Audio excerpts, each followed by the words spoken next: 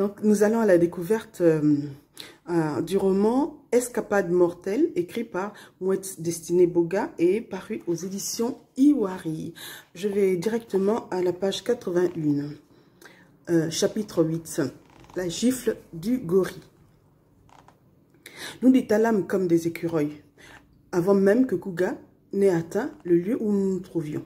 En effet, lorsque nous avions regardé dans sa direction, Kuga criait d'épouvante car derrière lui se trouvait un énorme gorille. J'avais toujours rêvé d'en voir un. C'était même l'un de mes espoirs en participant à cette escapade. Mais dans ces conditions, il n'y avait aucun moyen d'apprécier le spectacle. Le gorille ne court pourtant pas, mais de ce que je savais, il se déplace assez rapidement, disons très rapidement, dans son environnement naturel. « Par ici, Ellie !» me dit Osami qui était juste devant moi. Sans réfléchir, je le suivis. Nous avions fui dans tous les sens. Il n'y avait aucune piste tracée dans la forêt. C'était du sauve-qui-peut. Chacun cherchait à sauver sa peau.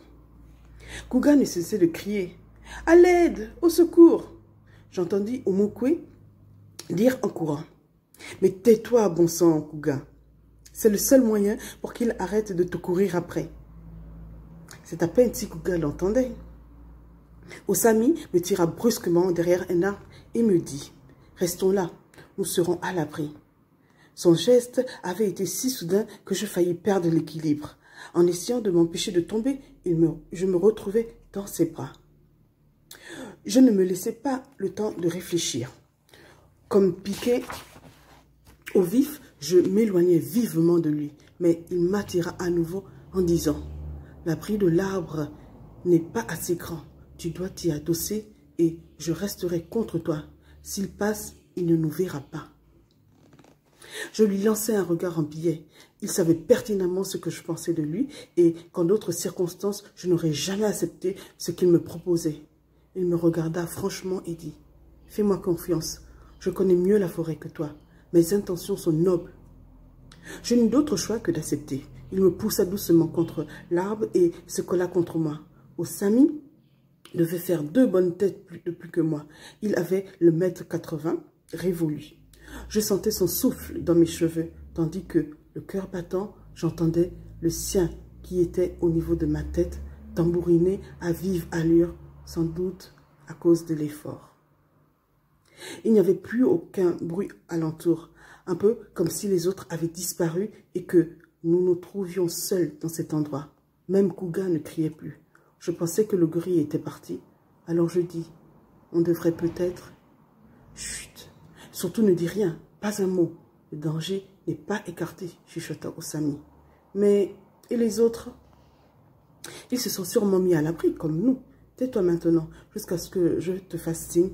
On reste là, sans bouger, et respire le moins fort possible. Je hochai frénétiquement la tête en signe d'acquiescement. Les minutes s'égrènèrent et la position dans laquelle nous étions me devenait inconfortable, notamment parce que je me sentais monter inexorablement en moi un trouble insidieux. Dieu, épargne-moi ça, pensai-je.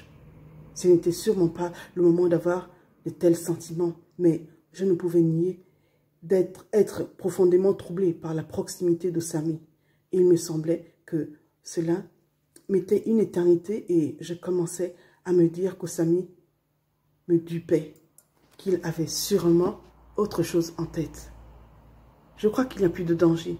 Cela fait plusieurs minutes que nous sommes là et... Chut, Ellie, chuchota-t-il simplement.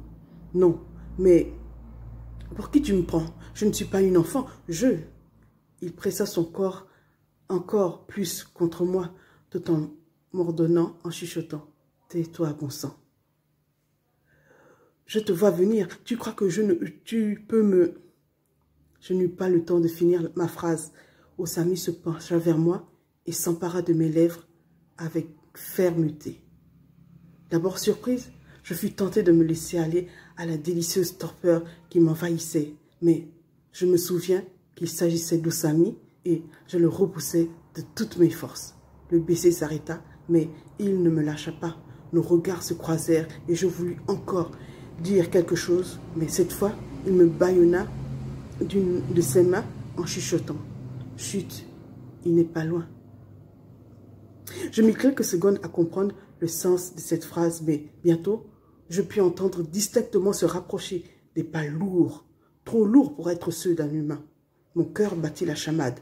Je n'avais jamais vu de gorille qu'à la télé et je me rendais bien compte que les documentaires n'avaient pas exagéré combien cet animal était énorme et impressionnant.